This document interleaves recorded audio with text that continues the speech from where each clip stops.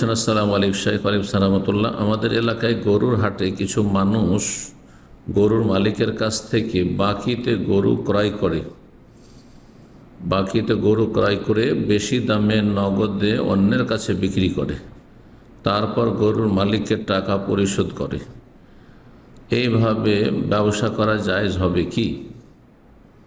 যদি সেটা হাটে চলে যাওয়ার পরে বাজার সম্পর্কে জানতে পারলো গরুর মালিক, আর তারপর তার কাছ থেকে কিনলো, ধারে কিনলো, কিন্তু কেনা বেচার কথাবার্তা হয়ে গেল, আর তারপরে সেটা নিজের মালিকানায় নিয়ে নিল গরুকে, আর সেই গরুর সাথে আগের মালিকের কোনো সম্পর্ক থাকলো না, যে ক্রেতা কিনলো সে তার মালিক হয়ে গেল, আর তারপর সেটা বিক্রি করে পরে পয়সা দিল, সেটা জায়েজ।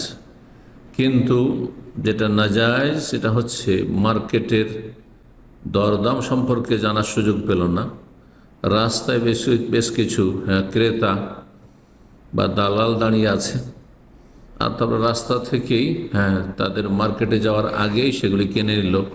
সেটা গাড়ি হোক, যেমন গাড়ির ক্ষেত্রে হয়ে থাকে, এখানে দেখা যায় সেকেন্ড হ্যান্ড গাড়ির ক্ষেত্রে, অথবা গরু ছাগল রাস্তা থেকে কিনে নিল, অথচ বাজার রেট বুঝতে পারলো না সেই ছাগল বা গরুর মালিক, আর তারপরে বললো যে ঠিক আছে তোমার কাছ থেকে ধারে কিনলাম, নিয়ে গেল, নিজের মালিকানায় নিয়ে গেল, আর তারপরে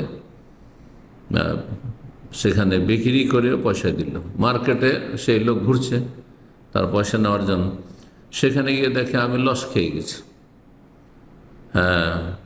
আমাকে অনেক সস্তায় বিক্রি করে দিতে হয়েছে, মার্কেটে আসলে বেশি দাম পেতাম, তাহলে এরকম জায়েজ না। নবী সাল্লাল্লাহু আলাইহি সাল্লাম নিষেধ করেছেন। জি, তালাকির রুকবান বা তালাকিল জালাব নিষেধ করেছে রাসূলুল্লাহ সাল্লাল্লাহু আলাইহি সাল্লাম, কারণ এতে মানুষ কষ্ট পাবে এবং ঝগড়া বিবাদের আশঙ্কা রয়েছে।